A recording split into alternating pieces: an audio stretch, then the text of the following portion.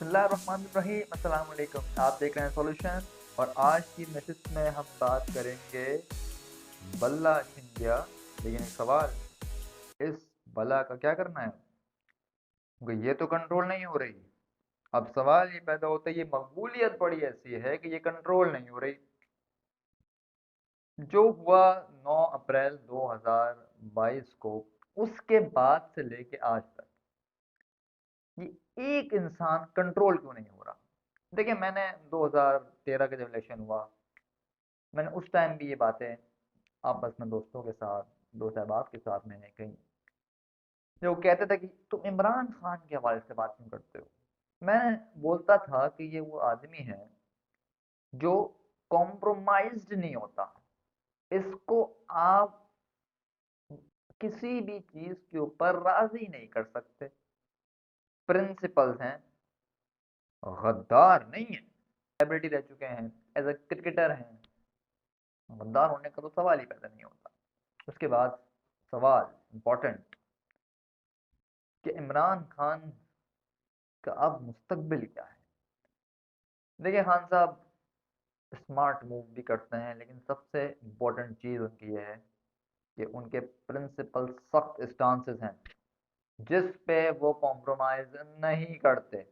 यही वजह है कि उनके बहुत से आजकल फड्डे चल रहे हैं, जिसमें उनकी अपनी भी शदीद गलतियां हैं। वो क्या गलतियां हैं, पहले हम उस पर बात करेंगे। सबसे इम्पोर्टेंट गलती जो उन्होंने की, अपना दौरे इक़्तिदार से मैं उनके स्टार्ट करूंगा। वो सबसे बड़ी गलती, एक ऐसे जहनी मरीज, एक फालतू इंसान को चीफ मिनिस्टर पंजाब लगाना था। वो आज कहाँ है?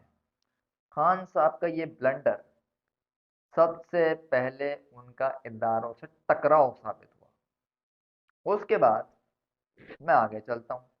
उन्होंने रियासत के इदारों को डायरेक्टली हिट किया, नाम लेके। एक्टिंग सर जनरल्स को एक्टिंग जनरल्स को हिट नहीं करना चाहिए था। ये अच्छा तासुर नहीं गया। अब देखें ना, यही बात आप कहते हैं कि बिलावल का एक दफ़ा कराची के किसी सेक्टर कमांडर के साथ उनकी हो गई कि यार इसको हटाना चाहिए, तो उन्होंने बैकडोर चैनल पे जाकर करी बिलावल ने। आपको भी यही करना था। आपको जलसे में नाम लेके किसी भी जनरल को, चाहे वो मेजर हो, कर्नल हो, ऑन ड्यूटी, उसको तज़हीक का निशाना नहीं बनाना चाहिए था। अगर आपके इल्ज़ामात दुरुस्त भी थे, तो आप खामोशी से बैकडोर जाके ये तमाम मामला डील करते तरीके के साथ। जो हुआ वो सबको पता है, मुझसे ज़्यादा जानते हैं सब लोग। अब सवाल इम्पोर्टेंट ये पैदा होता है कि और क्या गलती कर दी खान साहब ने? 9 मई खान साहब ने करवाया? मुझे नहीं पता किसने करवाया, क्या हुआ। खान साहब सब हो गया था, 11 तारीख को आप रिहा हो गए थे। आप वापस आए, गुस्सा था आपको, आपने प्रेस कॉन्फ्रेंस की। आपको एक काम करना चाहिए था। जो ऑप्टिक्स होते हैं, जो पॉलिटिक्स के अंदर एक चीज होती है, आपको एक ऑप्टिकल स्मार्ट मूव करना चाहिए था। आपको कोर कमांडर हाउस जाना चाहिए था।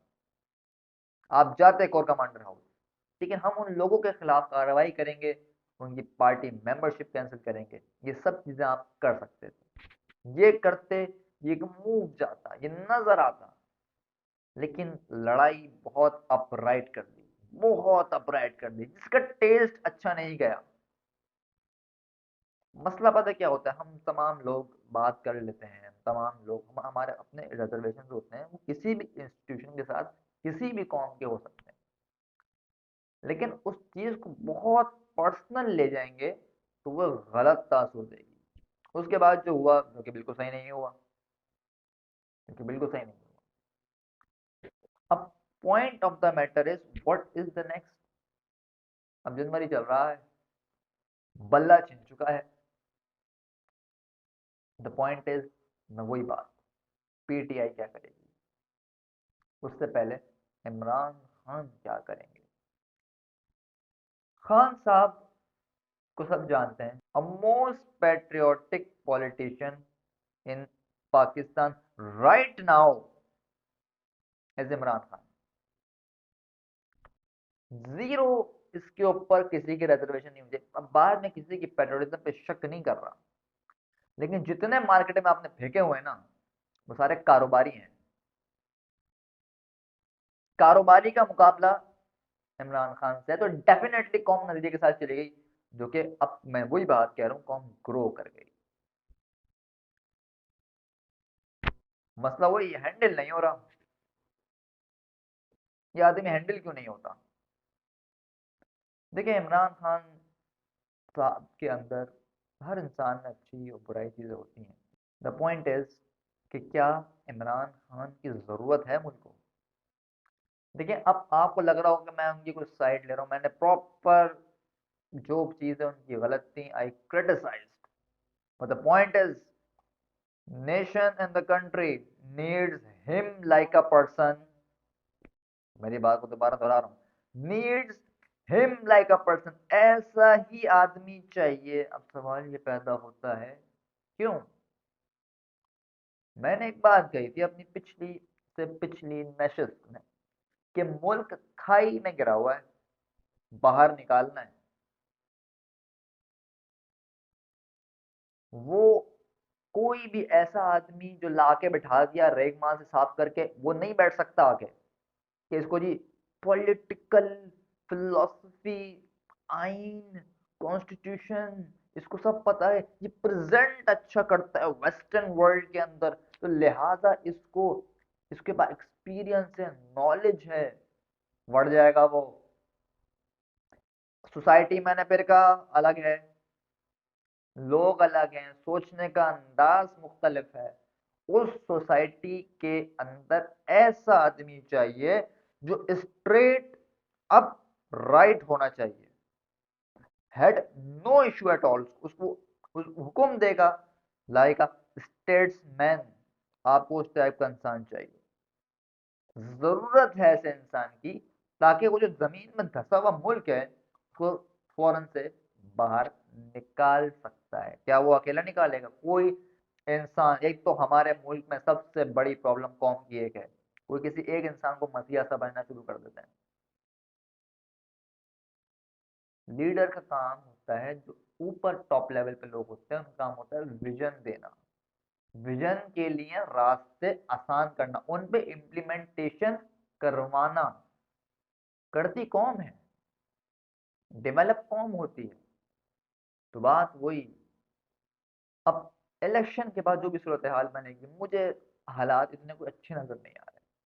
कौम में गुस्सा बढ़ रहा है, तो कौम खान साहब के साथ खड़ी है, सिंपल सी बात है। कौम एक बात सोच के बैठी है कि या तो ये आदमी ठीक है, सिंपल, उसको ठीक समझते हैं, दूसरे जितने भी उस साइड पर हैं, जितने भी, सबको माफिया समझते हैं। पूरी कौम समझती है, मैं नहीं कह रहा, सारे सर्वे कह रहे हैं, मैं तो सिर्फ रिपोर्ट कर रहा हूँ। और आपको भी पता है, सबको पता है कि मैं बिल्कुल ठीक बता रहा हूँ। फैसला अब खान साहब का फ्यूचर क्या है? खान साहब इससे बाहर निकल आएंगे, द पॉइंट इज, उसके बाद, उसके बाद खान साहब को एक चीज समझनी है कि रियासत के इदारों से अपराइट जाके नहीं लड़ा जाता, उनसे कम्युनिकेट किया जाता है, जिसे हम कहते हैं कम्युनिकेशन, जिसमें ये 13 जमातें बहुत अच्छी हैं, जानती हैं कि कैसे डील करना है, और ये आपको भी समझना है कि ये कैसे डील करना है। इसमें लैप्सेस हैं आपके। 9 मई वाले दिन जो जो उछल उछल के चिल्लाया है, जिसने नारे लगाए, सबसे पहले पार्टी छोड़ छोड़ के भागे हैं। उठा के देख लें आप, ऐसे ही पॉइंट है ना। यही चीज है कि आपको उस चीज को एज ऑप्टिक्स देखना चाहिए था, और कोर कमांडर हाउस जाना चाहिए था। ये एक जाती व्यू है, मुझसे खिलाफ भी कर सकता है कोई, लेकिन वही बात आती है, इस सारे लड़ाई में, इस सारी प्रॉब्लम के अंदर कौम सफर कर रही है। वो ये कौम है, महंगाई, एक चलता चलते मुल्क का प्रोसेस ऐसे उलट गया। ये प्रॉब्लमेटिक हो गई। कोरोना के बाद से हम खड़े हो रहे थे आहिस्ता आहिस्ता आहिस्ता, खान साहब के हवाले से जो भी होगा वो तो इलेक्शन के बाद ही पता चलेगा, क्योंकि लोग देखना चाहते हैं कि जो ये फ्रूट चाट बना के कौम के हवाले की जाएगी 13 जमातों की, अब दोबारा जो है वो कौम इसको किस तरीके से लेती है, या ये दोबारा डिलीवर कर पाएंगे या नहीं कर पाएंगे। क्योंकि अजीब सा कोई कौम तो मुझे ये जानवर लगती है। दुनिया में जानवर पर एक्सपेरिमेंट होते हैं, हमारे मुल्क में लोगों पर होते हैं, अवाम पर होते हैं एक्सपेरिमेंट, और हो जा रहे हैं एक्सपेरिमेंट। तो आज की नशिश में इतना ही। अपना बहुत ख्याल रखिएगा, दुआ में याद रखिएगा। अल्लाह हाफिज़।